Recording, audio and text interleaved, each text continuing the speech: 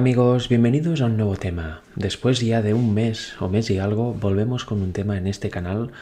He podido preparar este tema que creo que será de utilidad para todos vosotros, que será de interés, porque vamos a hablar del tema sábado y domingo. ¿Cuál es el día de descanso en la Biblia? ¿El sábado o el domingo? Pero más allá de eso, que se ha hecho mucho en la historia y que es muy importante saber, por supuesto, porque es la base de lo que vamos a ver, vamos a estudiar en profundidad por qué el día de descanso es tan importante. ¿Por qué el día de descanso va a ser el corazón, el tema central del fuerte pregón al final de los días? Porque es el centro del Evangelio. Y nos vamos a dar cuenta que la lucha final no va a ser simplemente día contra día, sábado contra domingo. No va a ser una lucha como si se tratara de partidos, ¿no? Yo tengo la bandera del sábado y yo tengo la bandera del domingo y nos peleamos. Para nada. Nada tiene que ver con eso el Evangelio ni el mensaje final. Tampoco se trata de tiempo, ¿no? Yo descanso en el séptimo y tú en el primero y eso es lo que genera controversia. No. Es totalmente indiferente al tiempo. Vamos a ver por qué es tan importante conocer el correcto día de descanso y por qué es tan importante aceptarlo y observarlo como tal. Porque, como he dicho, es el punto central del Evangelio y esa decisión en pro del sábado o del domingo va a hacer que una persona acepte el Evangelio o acepte una versión de este. Va a hacer que una persona sea salva o por contra no sea salva, ya que quien cree y acepta la verdad, quien cree lo que Dios dice en la palabra, este será salvo porque lo cree y lo obedece.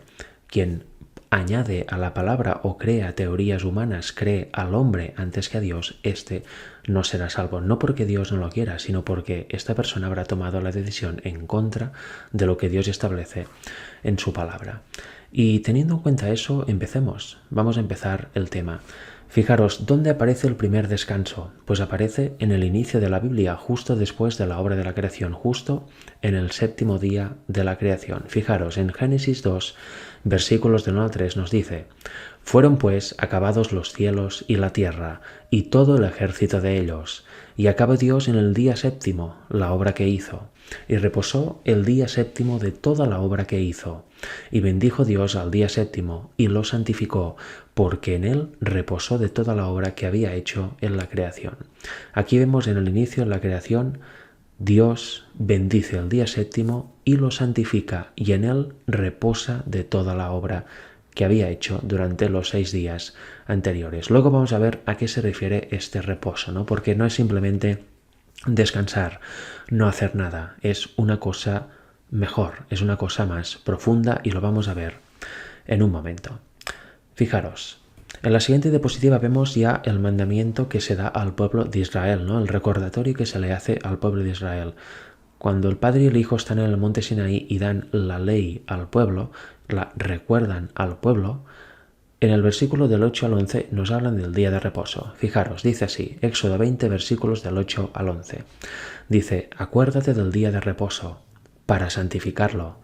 6 días trabajarás y harás toda tu obra, mas el séptimo día es reposo ¿para quién? Para Jehová tu Dios. No hagas en él obra alguna, tú ni tu hijo, ni tu hija, ni tu siervo, ni tu criada, ni tu bestia, ni tu extranjero, que está dentro de tus puertas.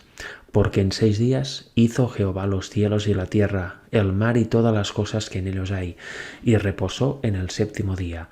Por tanto, Jehová bendijo el día de reposo y lo santificó. Con lo cual aquí está, ¿por qué el pueblo de Israel y también nosotros, como veremos, debemos descansar en el séptimo día de la semana? Porque en 6 días Jehová hizo los cielos y la tierra, el mar y todo lo que hay, y reposó en este séptimo día. Lo acabamos de ver en Génesis. Lo bendijo, santificó el día y reposó en él. Ese es el motivo que nos debe impeler a guardar el séptimo día de la semana, concretamente, y ya lo estamos viendo, el día sábado. Fijaros, seguimos un poquito más. Esta prédica está basada en un artículo, en una prédica de A.T. Jones en la Conferencia General de 1893. De hecho, ahora os va por hacer por aquí otro vídeo que grabé con unos hermanos hace ya unos meses, en donde leo casi completa esta predicación de A.T. Jones y vamos comentando al respecto. Os va a aparecer por aquí, también os lo voy a dejar en la pantalla final de este vídeo para que podáis leerla y beneficiaros también de ella. Pero ahora solo vamos a leer pequeñas partes porque creo que serán de gran interés y vienen en completa relación al tema que estoy presentando hoy aquí. Fijaros que dice A.T. Jones: ¿a quién pertenece el reposo del sábado? La congregación que dijo a Dios. La persona que se toma su propio reposo, que disfruta de su propio reposo y no del reposo del Señor, ¿está guardando el sábado? No, obviamente, ya lo hemos visto. ¿Por qué se debe guardar el sábado? Porque Dios descansó en la creación, porque Dios bendijo y santificó aquel día, porque Dios hizo eso, no por algo propio, no por algo que provenga de nosotros, no por una decisión propia que nada tiene que ver con Dios. Si buscamos nuestro propio reposo y no el reposo del Señor, no estamos guardando el sábado. ¿Estamos guardando qué? Ahora lo va a decir. Aunque lo observe el séptimo día, si buscamos nuestro propio reposo, aunque lo hagamos en el séptimo día, ¿estamos guardando el sábado? No, aún y así no lo estamos guardando. ¿Qué estamos guardando? Pues aquí lo dice, está guardando el séptimo día. ¿No es así? Aquel que se toma su propio reposo en el séptimo día, incluso aunque lo haga en el día séptimo, no está guardando el sábado, el reposo del Señor. Aunque se esté gozando en él, está guardando el séptimo día, pero no el sábado. ¿Veis la diferencia? Debemos tener en mente por qué guardamos el sábado, y es porque el Señor lo bendijo, lo santificó y descansó en aquel día, reposó en aquel día. Debemos de hacerlo por eso. Si lo hacemos por beneficio propio, por nuestro propio reposo, por disfrutar nuestro propio reposo, sin tener en cuenta al Señor, aunque lo hagamos el mismo día, aunque nos gocemos en él, no estamos guardando el sábado, no estamos aprovechando la bendición que Dios puso en este día concreto de la semana. Fijaros, leamos un poco más. Dice, ¿qué tipo de reposo caracteriza el séptimo día? Gozoso. Hay gozo en este día. ¿Gozo de quién? Pues de Dios. ¿Qué es Dios? Pregunta A.T. Jones. Y la congregación que dice espíritu. Efectivamente, Dios es espíritu. El único tipo de reposo que pudo tener es el reposo espiritual. ¿Lo veis que el sábado no va simplemente de dejar nuestras tareas diarias, sino que debe tener en él un reposo espiritual? Debemos reposar espiritualmente, debemos gozarnos en la palabra de Dios, en la creación del Señor, como Él hizo cuando terminó de crear todo. Fijaros, sigue diciendo, el único tipo de reposo que pudo tener es el reposo espiritual. Por lo tanto, aquel que no obtiene y disfruta del reposo espiritual en el séptimo día no está guardando el sábado, puesto que el reposo del sábado es reposo espiritual. Es ni más ni menos que el reposo de Dios. Se trata de reposo espiritual y el sábado es de carácter espiritual, puesto que allí está el reposo de Dios, un reposo espiritual. Observando el día por la fe, las cosas espirituales se disciernen espiritualmente. Ese reposo espiritual viene al observador del sábado. Ese reposo espiritual que Dios puso en el día, viniendo a formar parte de él, llega a la persona que guarda el sábado, lo conoce y lo disfruta aquel que lo guarda de la única forma en que se puede guardar, por la fe en Jesús. ¿Lo entendéis? ¿Veis la importancia de aceptar primero al Señor, de aceptar la justicia de Cristo, de vivir la justicia de Cristo, ¿no? Que se manifiesta en la obediencia a todos los mandamientos de Dios? ¿Y cómo se manifiesta esta obediencia? En el amor. Se guardan de corazón, se guardan entendiendo el por qué se deben guardar, la profundidad de ellos. No se ven como un conjunto de leyes o ordenanzas que se tienen que cumplir porque si no hay, ¿qué va a pasar? Para nada, eso es legalismo puro, eso es estar en esclavitud y no en la libertad de Cristo. No se guarda el sábado por la fe en Jesús si se tiene en mente que es una ordenanza y si yo mismo lo guardo, entonces seré salvo. Si tenemos este pensamiento, estamos perdidos. Nada más lejos de la realidad, ¿verdad? Como dice aquí, es un reposo espiritual. El sábado no consiste simplemente en ir a la iglesia, hacer un montón de tareas ahí, luego ir a comer y luego más tareas y luego, llega la puesta de sol. Debemos tener este reposo espiritual. No consiste simplemente en no trabajar o en estar en casa durmiendo o en estar reposando físicamente. Para nada. El reposo espiritual se obtiene leyendo la palabra de Dios, haciendo actividades que tengan que ver con la palabra de Dios, saliendo al campo, a gozar de la creación, compartiendo con hermanos, haciendo lecturas, viendo visualizaciones, predicando, yendo a los enfermos, yendo a muchas personas que quizá no podemos llegar entre semana. Debemos tener este reposo espiritual. y recordar que guardamos el sábado porque el Señor descansó, se gozó en aquel séptimo día allá en la creación. Si buscamos simplemente, como hemos visto, nuestro propio reposo, no estamos guardando el sábado, estamos guardando el séptimo día en caso de que no vayamos a trabajar el séptimo día. Pero nada más, nos perdemos la bendición que el Señor puso ahí. Porque fijaros, sigue un poco más. Dice, Dios bendijo ese día. La bendición de Dios está también en el día, así como el refrigerio, la delicia, el gozo del Señor. ¿Está la bendición en el día? Sí, dice la congregación. Si determinada persona no lo guarda, si no le presta ninguna atención, ¿está de todas formas la bendición en el día? Sí, dice la congregación. La bendición está en el día, pero no alcanza a la persona que no cree. ¿Os fijáis? ¿Os fijáis lo que dice aquí? El Señor bendijo y santificó ese día, con lo cual si lo hace y lo dice el Señor, es así. Obviamente no puede ser de otra manera. Con lo cual la bendición está en el séptimo día de la semana. Estaba y está aún hoy.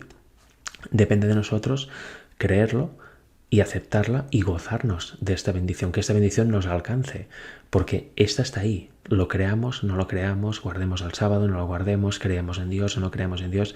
El día sábado es diferente a todos los otros días de la semana. Ahí está la bendición del Señor desde allá en el Edén.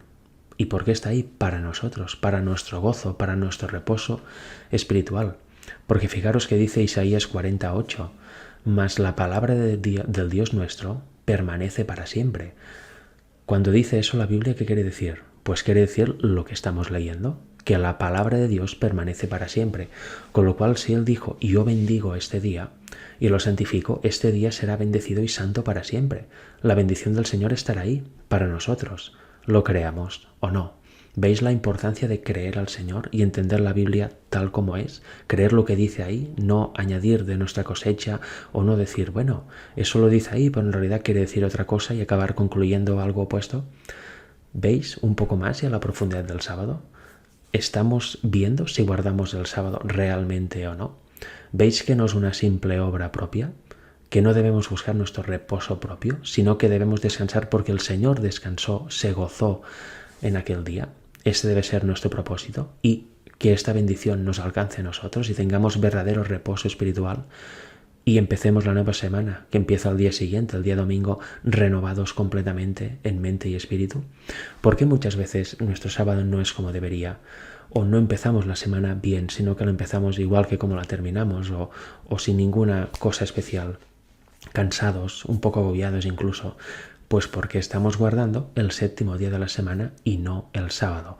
Estamos dejando de trabajar y reposando en las horas sagradas del sábado, instituido por Dios, pero en realidad no nos estamos beneficiando de este reposo espiritual. Esa es la diferencia. Cuando uno es alcanzado por esa bendición y descansa y tiene en él, vive este reposo espiritual, realmente descansará, se gozará en el Señor, habrá guardado el sábado, tendrá descanso para su alma. Pero si no es así, no. Quizá haremos muchas actividades, iremos a la iglesia, no trabajaremos, etc., pero no nos alcanzará esta bendición. Seguiremos cansados, no habremos gozado este maravilloso reposo espiritual que nos da el Señor. Fijaros, dice algo más, porque tenemos que ver a alguien en el sábado, ¿verdad? Tenemos que ver al Creador y debemos saber quién es el Creador. Aquí lo dice. Ahora otro punto. ¿Cuál fue el agente directamente implicado en la creación? Cristo, dice la congregación. ¿Quién fue el que reposó? Cristo. ¿Quién participó del refrigerio? Cristo. ¿Quién bendijo? Cristo. ¿La presencia de quién lo hizo santo? La de Cristo. ¿La presencia de quién está en el día? La de Cristo. Por lo tanto, aquel que no resulta santificado por la presencia de Jesucristo, aquel que no es hecho santo, bendecido y que no recibe el reposo de la presencia de Jesucristo, no puede guardar el sábado. Observa que solo es posible guardar el sábado cuando Cristo está en el hombre, ya que el sábado trae consigo, la lleva incorporada, la presencia de Cristo. Fijaros, si no aceptamos la justicia de Cristo, si no le vemos como nuestro Salvador integral del pecado, si no estamos en Cristo, ¿cómo vamos a guardar el sábado? La presencia de Cristo no estará en Él, no está en nosotros, pues tampoco estará en el día que guardemos.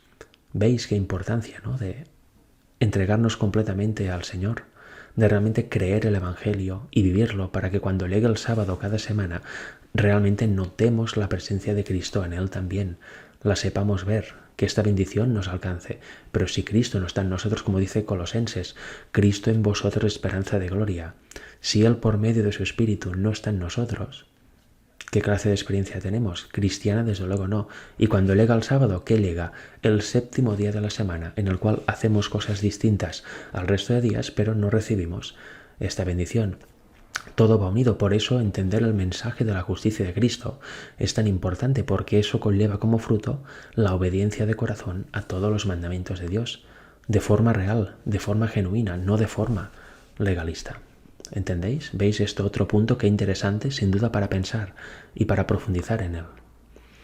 Porque ahora vamos a ver que otro poder usurpa el lugar de Cristo. Hay un poder en el mundo que quiere usurpar el lugar de Cristo.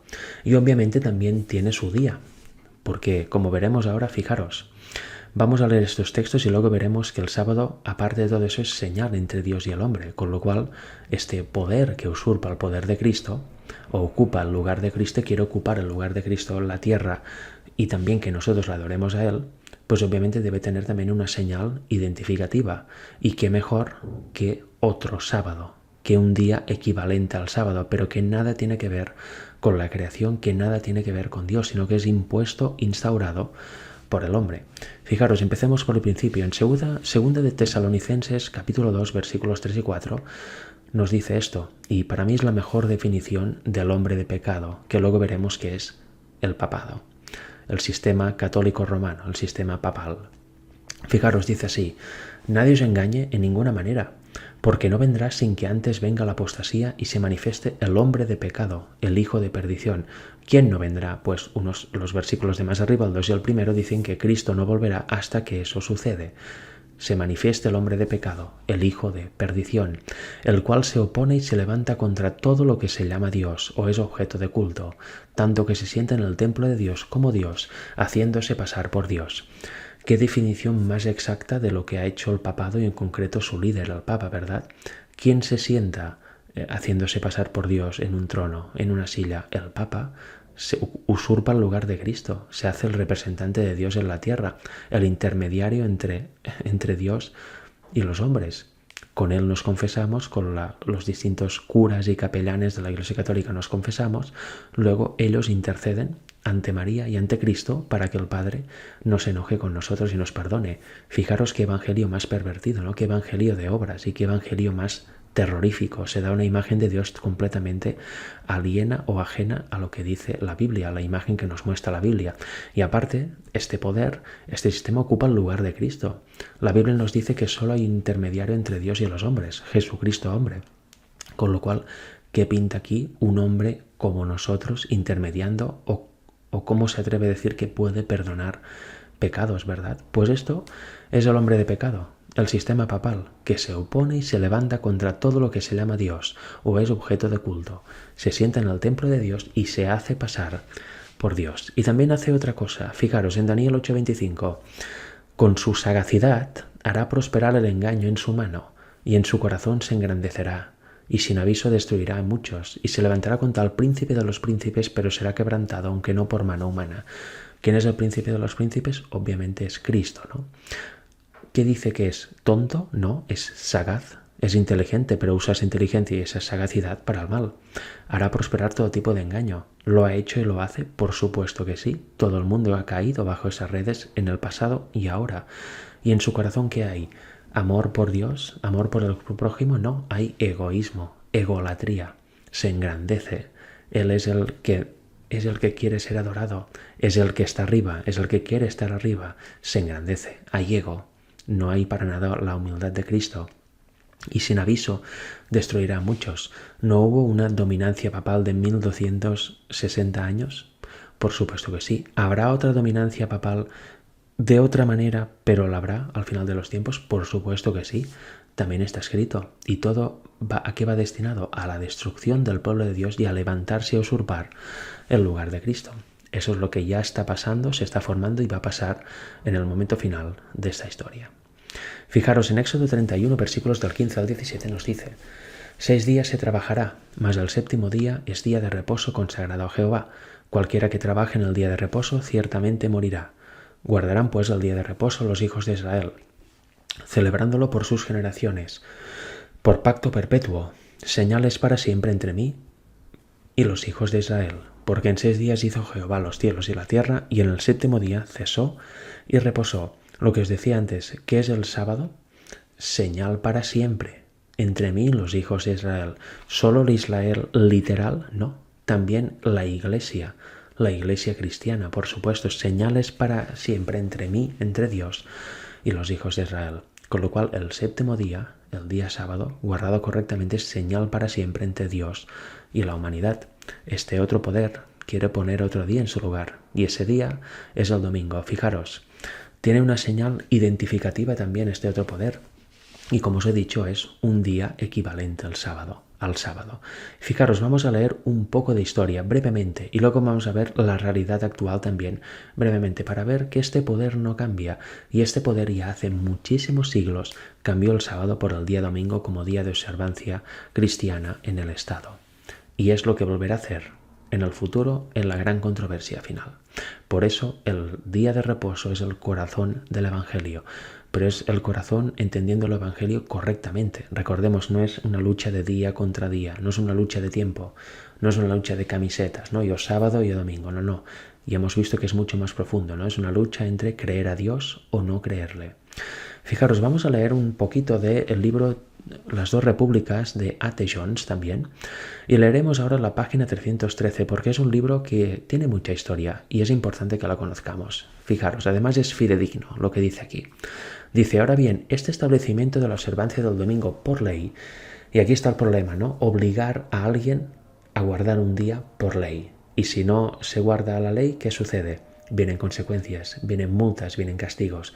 Eso aquí se ve, ¿no?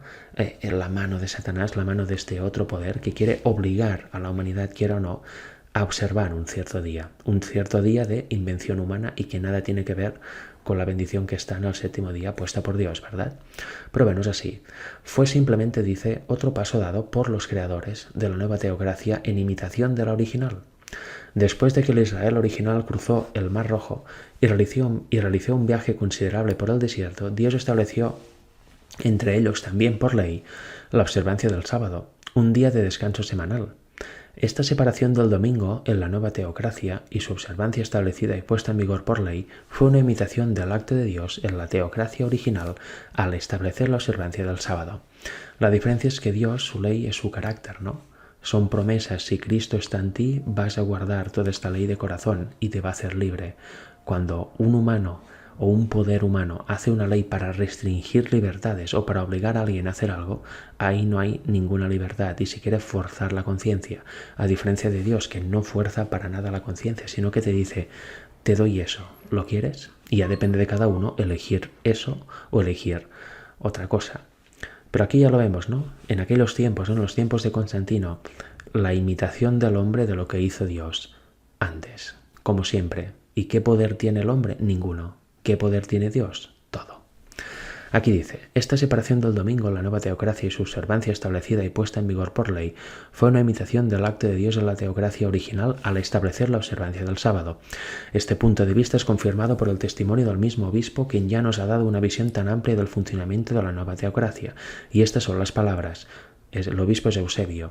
Dice, todas las cosas que era deber hacer en sábado las hemos trasladado al día del Señor, que para ellos obviamente no es sábado, es domingo, el primer día de la semana. Aquí vemos una declaración clara de aquel tiempo, de los protagonistas de aquel tiempo, diciendo, esos obispos ya del papado original, de la iglesia original católica, la iglesia apóstata original, ¿qué hacen? Por decisión humana, no por decisión divina, trasladan lo que se hace en el sábado, se traslada al domingo. Simplemente así, por mandato divino, no. Eso no lo vamos a encontrar en la Biblia. Al contrario, hemos visto que el sábado es señal entre Dios y los hombres para siempre. Con lo cual, ¿con qué autoridad cambiaron el sábado por el domingo? Por la autoridad del hombre. Ellos se pusieron en lugar de Dios. Y os recomiendo que os descarguéis este libro y lo leáis, porque aquí obviamente no vamos a leer todos los capítulos ni todo este capítulo en concreto, pero en vuestras casas lo podéis hacer y veréis que es realmente profundo y vais a aprender bastante de historia. No vais a ver solo eso, sino que vais a ver un poco más ampliado lo que estamos leyendo. Pero ahora vamos a seguir aquí. Dice, ahora bien, el sábado es totalmente religioso, aunque sea una ley estatal, ¿no?, de aquel tiempo, una ley secular, es totalmente religioso porque ahí estaba metida la iglesia apóstata, estaban metidos los obispos ya. El gobierno en el que se impuso su observancia fue el gobierno de Dios. La ley por la cual se hacía cumplir su observancia era la ley de Dios. La observancia del sábado reconocía a Jehová como el Dios verdadero y formaba parte de su adoración como tal. Ahora bien, cuando uno de los principales factores de la nueva teocracia declara que todas las cosas que era deber hacer en sábado las hemos transferido al domingo, esto es la conexión en la que se encuentra. Es lo más fuerte. Posible prueba de que la observancia del día y el objeto de la ley eran enteramente religiosos, sin un solo elemento civil donde quiera que se contemplara. Y las leyes dominicales, las que vendrán y las que ya han habido, siempre han tenido ese objetivo, y en aquel tiempo claramente no. Se vende como ley secular, una ley estatal, pero obviamente si se copia de alguna manera, por decirlo así, lo que Dios estableció por su ley en el día sábado y se traspasa al domingo, eso es un asunto totalmente de fe, es un asunto religioso, es un asunto que nada tiene que ver, como dice aquí, con el secularismo, sino que tiene un manto 100% religioso. Y fijaros que dice más. De acuerdo con su idea de teocracia, el sistema de gobierno que ahora estaba establecido compuso el reino de Dios. Hemos visto cómo esta idea fue acogida por los obispos en el banquete que les ofreció Constantino al final del Concilio de Nicea. Lo hemos visto adoptado aún más cuando la madre de Constantino le envió los clavos de la cruz verdadera, de la cual hizo un freno. Cuando los obispos declararon que se cumplió la profecía que dice, en aquel día, el día del reino de Dios sobre la tierra, habrá sobre los frenos de los caballos santidad a Jehová. Esta idea, sin embargo, se destaca en su plenitud en un discurso que Eusebio pronunció en alabanza de Constantino y en su presencia en el 30º aniversario del reinado del emperador. El adulador obispo anunció que Dios le había dado a Constantino mayores pruebas de su beneficencia en proporción a los santos servicios del emperador hacia él, y en consecuencia le había permitido celebrar ya 3 décadas, y ahora estaba entrando en la 4ª. Relató cómo el emperador, al final de cada periodo decenal, había adelantado a uno de sus hijos a una parte del poder imperial. Ahora, en ausencia de otros hijos, extendería la mano, el mismo favor, a otros de su parentela. Así dijo lo siguiente, y vamos a escuchar, ¿no?, este Eusebio, el obispo de aquel tiempo. Al mayor, que lleva el nombre de su padre, lo recibió por socio en el imperio hacia el fin de la primera década de su reinado. El segundo, próximo en edad, al segundo. Y el tercero, de la misma manera, en el tercer periodo decenal, la ocasión de este nuestro presente festival.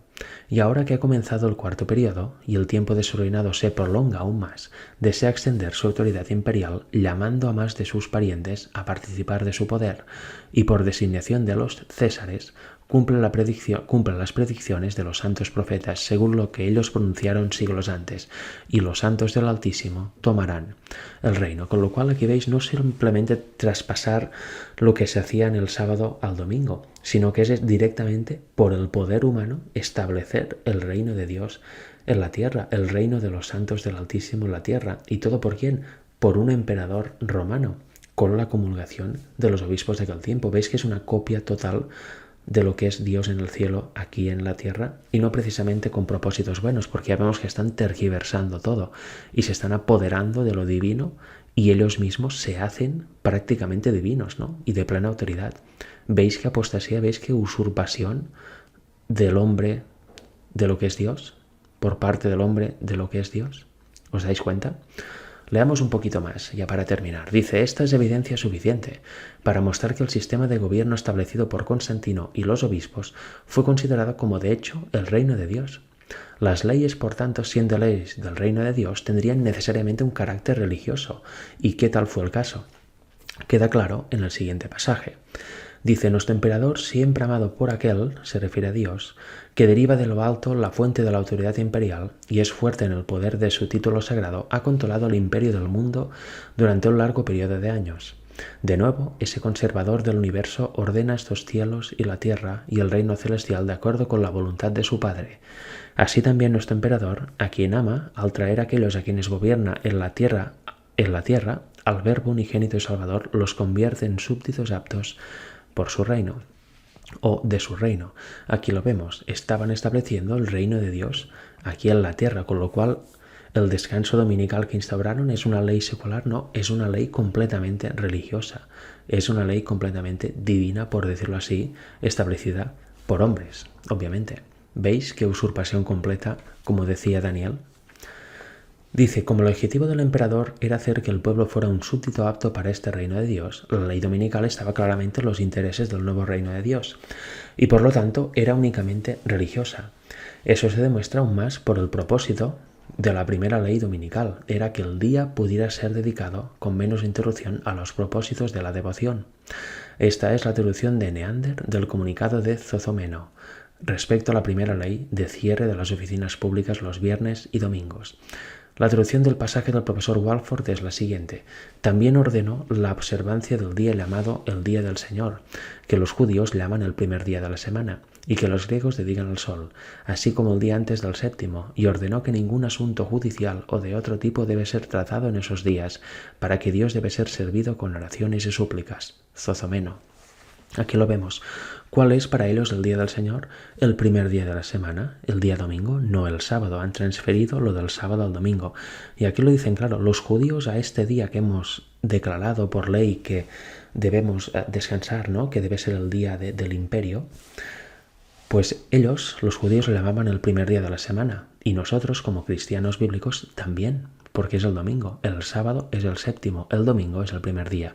Con lo cual aquí vemos un poquito más, ¿no? Esa transferencia de día sábado a día domingo y esta instauración de un teórico reino de Dios en la tierra por parte del hombre, usurpando así también pues el lugar del Señor, ¿no? Y lo que será en el final de los tiempos.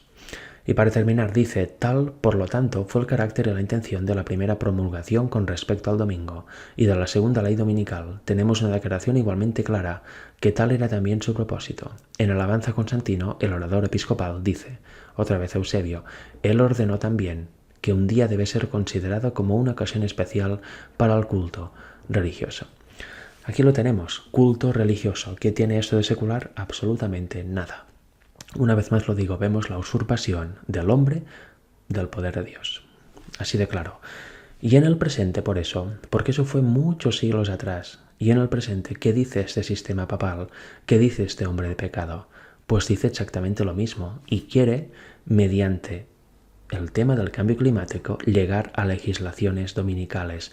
No sé si os suena la expresión sábado verde, o que el domingo es equivalente a justicia social. Esas son declaraciones que han salido en los últimos años y de hecho tengo una serie de 2 vídeos en mi canal que grabé en diciembre de 2019 que se titula El cambio climático en la ley dominical. Os la voy a dejar también al final de este vídeo como pantalla final para que la podáis ver. Ahí veréis la clara relación, dicho por ellos mismos, entre el sábado y el domingo, el cambio climático y el día domingo, la instauración de un domingo por el clima o de un sábado verde en sustitución del sábado del Señor. Ahí lo veréis claramente, veréis que es el vehículo elegido para llegar a estas legislaciones dominicales, el cambio climático, que tan fuerte está aún hoy en día.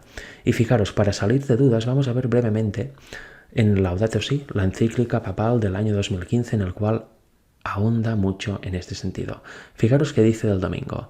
Apartado 237 dice, el domingo la participación en la Eucaristía tiene una importancia especial. Ese día, así como el sábado judío, ¿os suena de lo que decía Eusebio siglos atrás? Ese día, así como el sábado judío, se ofrece como día de la sanación de las relaciones del ser humano, con Dios, consigo mismo, con los demás y con el mundo. El domingo es el día de la resurrección, el primer día de la nueva creación, cuya primicia es la humanidad resucitada del Señor, garantía de la transfiguración final de toda la realidad creada. Además, ese día anuncia el descanso eterno del hombre en Dios. ¿Os dais cuenta?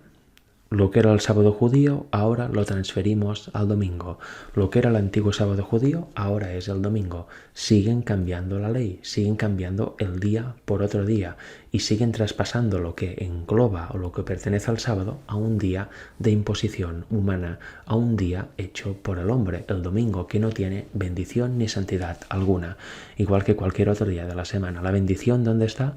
En el sábado. ¿Por qué? Porque Dios así lo estableció en la creación y la palabra de Dios permanece como siempre. Con lo cual, aquí lo vemos, ¿no? Lo del sábado al domingo. Eso es actual y el Papa está harto de decir todo eso. Vemos cuál es el poder que se iba a usurpar el lugar de Dios, pero que sería quitado no por mano humana al final, quitado por el mismo Dios. ¿Veis qué evangelio predican ellos? ¿Veis la usurpación, ¿no?, de lo que es de Dios por parte del hombre? Pero es que aparte hay más, fijaros, porque hemos visto el día, pero también hemos visto que el Señor creó la tierra, ¿verdad? Hemos visto que el Señor bendijo el séptimo día y lo santificó, y por su palabra eso era así, es así, será siempre así, porque no muta. Pues ¿qué Dios pone en ellos en el domingo? Fijaros, apartado 238. Dice, el Padre es la fuente última de todo, fundamento amoroso y comunicativo de cuanto existe. El Hijo, que lo refleja y a través del cual todo ha sido creado, se unió a esta tierra cuando se formó en el seno de María. El espíritu lazo infinito de amor está íntimamente presente en el corazón del universo animado y suscitando nuevos caminos. El mundo fue creado por las tres personas como un único principio divino, pero cada una de ellas realiza esta obra común según su propiedad personal. Aquí está hablando de la Trinidad y la relación entre las criaturas por medio de esta Trinidad. Fijaros, siguiente punto, 239. Para los cristianos, creer en un solo Dios que es comunión trinitaria lleva a pensar que toda la realidad contiene en su seno una marca propiamente trinitaria. Y al final, a la derecha, veis que habla del misterio de la Trinidad. Dice, todo está conectado y eso nos invita a madurar una espiritualidad de la solidaridad global que brota del misterio de la Trinidad. Vemos que ellos traspasan lo del sábado al domingo y vemos que el Dios que adoran en domingo es la Trinidad, ¿no? Este Dios en tres personas trinitario, esta expresión trina del Señor. Dicen que la creación contiene la marca propiamente trinitaria, porque según ellos el Padre, el Hijo y el Espíritu Santo crearon todo, ¿no? Esta Trinidad. Y luego nos habla del misterio de la Trinidad. Quedaros con eso porque vamos a ver algo. Apocalipsis 5:13 que nos dice, y a todo lo creado que está en el cielo y sobre la tierra y debajo de la tierra y en el mar y a todas las cosas que en ellos hay, oí decir. En definitiva, ¿qué? A la creación. ¿Qué dice la creación? Al que está sentado en el trono, que es el Padre, y al Cordero, que ¿quién es? El Hijo, Cristo, sea la alabanza, la honra, la gloria y el poder, por los siglos de los siglos. ¿Qué dice todo lo creado? Que está arriba, abajo y en medio. ¿A quién da gloria? ¿A quién alaba? ¿A quién da toda la honra? Al Padre y al Hijo. Fijaros, un poquito más. Apocalipsis 14:7. Temed a Dios y dadle gloria, porque la hora de su juicio ha llegado, y adorad a aquel que hizo el cielo y la tierra, el mar y las fuentes de las aguas. Temed a Dios, ¿a quién es? ¿A esta Trinidad que aboga el Papa? No, Dios es el Padre. Y adorad a aquel que hizo el cielo y la tierra. ¿Quién es? Cristo. No lo he puesto aquí, pero evidentemente os lo voy a nombrar y creo que ya lo sabéis. Colosenses 1, versículos del 12 al 15 nos dice que Cristo es el Creador. Juan 1, del 1 al 3 nos dice que Cristo, el Verbo, estaba con el Padre y que Él creó todo. Por medio de Él fue todo creado. 1 Corintios 8:6 nos dice que el Padre, que tenemos un único Dios verdadero, el Padre, del cual proceden todas las cosas, y un Hijo, Jesucristo, por el cual, por medio de Él, son todas las cosas. Con lo cual, aquí lo vemos claro, ¿no? Está en multitud de citas también. El Padre dice y el Hijo crea, ejecuta físicamente lo que el Padre le ha dicho, es la comunión perfecta en la creación. También tenemos varias citas del Espíritu de Profecía, por ejemplo, la historia de la redención en primeros escritos y en otros lugares que nos dice que el Padre y el Hijo crearon la tierra y que el Padre dijo a su Hijo, hagamos al hombre a nuestra imagen y semejanza. Después, concretamente dice, después de crear la tierra y todo lo que en ella hay, el Padre dijo a su Hijo, creamos al hombre a nuestra imagen y semejanza. Con lo cual, ¿qué nos dice la Biblia y el Espíritu de Profecía de la creación? Pues que la creación fue llevada a cabo por el Padre y por el Hijo. Y no lo dice en un solo lugar, lo dice en múltiples testimonios. ¿Dónde vemos aquí la Trinidad por la que aboga el Papa? En ningún lugar. ¿Dónde vemos la marca trina en la naturaleza? En ningún lugar. Al contrario, todo lo creado, ¿a quién alaba? Al Padre y al Hijo. Y luego vamos a ver más, porque ya estamos terminando el tema, pero veremos un detalle aún más importante. ¿Os acordáis, no, que el Papa habla del misterio de la Trinidad? Pues fijaros, en la Biblia del Oso, Reina Valera de 1569, que es la más antigua, dice algo muy interesante en Apocalipsis 17:5. Dice, ya veis que está en castellano antiguo, y en su frente el nombre escrito, misterio, la grande Babilonia, madre de las fornicaciones y de las abominaciones de la tierra.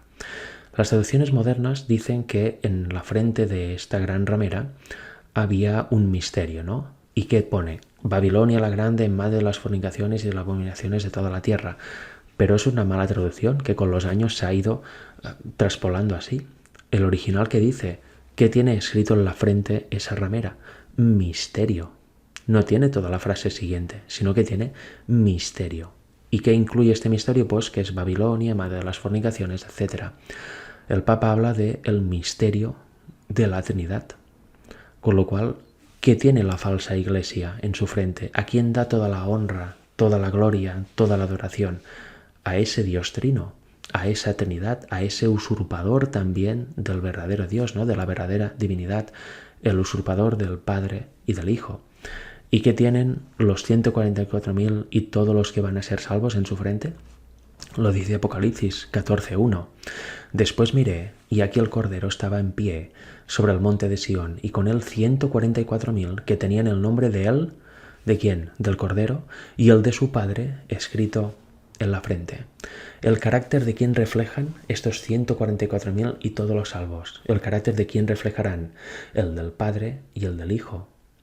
Ellos sabrán muy bien a quién están adorando y a quién están honrando, y es al Padre y al Hijo. Sabrán quién creó el mundo, a quién han de adorar.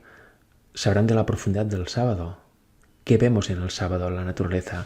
La obra del Padre y del Hijo, no la obra de esta Trinidad que habla el Papa. ¿Veis qué interesante? ¿Veis cuántas aristas tiene este tema? ¿Veis que el sábado va también relacionado con la adoración y con la creación? Porque, de acuerdo, sabemos que Dios bendijo y santificó el día y que la bendición está en ese único día de la semana, esta bendición especial de la cual podemos ser parte si nosotros lo queremos. Pero debemos saber también quién es este Dios, ¿no? Y la Biblia nos habla claramente del Padre y del Hijo. Y también nos habla del Espíritu Santo. También nos habla del Espíritu Santo. ¿Sabéis? No es el tema hoy, pero tú puedes creer que están el Padre, el Hijo y el Espíritu Santo. O puedes creer que hay una Trinidad. Tú puedes creer que el Padre es el único Dios verdadero, que tiene un Hijo ya desde la eternidad, que es igual al Padre, de la misma naturaleza, exactamente igual al Padre, y que hay el Espíritu Santo, que envían como su representante. Tú puedes creer que la identidad del Espíritu es, como dice la palabra de Dios y como dice también el Espíritu de Profecía, es el Espíritu de Cristo, como dice Romanos, o como dice Gálatas 4, que es el Espíritu del Hijo, o como dice la mensajera del Señor, que es la tercera persona de la divinidad, y que es Cristo mismo desvestido de su naturaleza humana para poder llegar a todos. Es el mismo, pero desvestido de la personalidad humana. Podemos creer eso o podemos torcer todo esto e reinterpretar lo escrito, reinterpretar lo inspirado. Podemos creer eso, que es la verdad en múltiples testimonios, o podemos pensar que están Dios Padre, Dios Hijo y Dios Espíritu Santo, que forman esta Trinidad. Podemos pensar que hay esta unión de tres seres coeternos o coiguales, que la verdad no aparecen por ningún lugar en la Biblia, o podemos creer que hay tres personas en la divinidad: el Padre, su Hijo y el Espíritu enviado del cielo. Podemos creer eso, podemos descubrir, como he dicho, la identidad del Espíritu, o podemos creer que su identidad en realidad es un tercer ser coeterno coigual, como dice el catolicismo y como ha abrazado todo el protestantismo. Podemos creer también que el sábado es el día del Señor, pero también podemos creer, como dice Roma, que el domingo en realidad es el día del Señor y que ya está bien que se haya cambiado por autoridad humana lo del sábado al domingo. Cada uno es libre de creer lo que quiera. Pero debemos saber que si creemos lo que Dios dice en su palabra y en la inspiración, iremos bien y las consecuencias serán positivas, obviamente. Pero si decidimos libremente no creer a Dios y creer errores, creer mentiras, pues obviamente las consecuencias, ¿cómo serán? Negativas también. Y no heredaremos esta salvación tan preciada. ¿Veis qué importante que es tener en cuenta o saber la profundidad del día de descanso y también quién es el que lo instauró? Podemos encontrarnos sin saberlo creyendo a hombres, cuando lo que debemos hacer es creer al Señor. Podemos encontrarnos sin saberlo adorando a un Dios que no existe, a un Dios que es el Dios del Papa. ¿Os gustaría eso? Estoy seguro que no, pero quizá estamos engañados, quizá no hemos profundizado lo suficiente, quizá somos ignorantes y estamos de lleno en el engaño, tanto en el día de reposo guardándolo como una obra propia, como un descanso propio, cuando ya hemos visto que el sábado se busca el descanso del Señor, no el descanso propio, se busca un reposo espiritual porque Dios es espíritu, no un reposo propio, y debemos tener claro que en el día de descanso debemos adorar al Dios verdadero. No podemos adorar a una fabricación humana hecha por este hombre de pecado, por el papado. ¿Vemos en la naturaleza la marca trinitaria o vemos la marca del Padre y el Hijo? ¿Qué queremos tener en la frente? ¿El nombre del Padre y del Hijo o el nombre que se llama misterio? El nombre de este misterio central del catolicismo que llaman el dogma de la Santísima Trinidad. Nosotros elegimos, pero veis qué importante es profundizar y entender la verdad, y cuando la entendamos os garantizo que seremos libres. Os garantizo que si aceptáis la verdad, seréis libres de verdad y podréis leer la Biblia tal como es, sin dogmas, sin prejuicios, sin ataduras. Que el Espíritu Santo de Dios os guíe. Hasta pronto.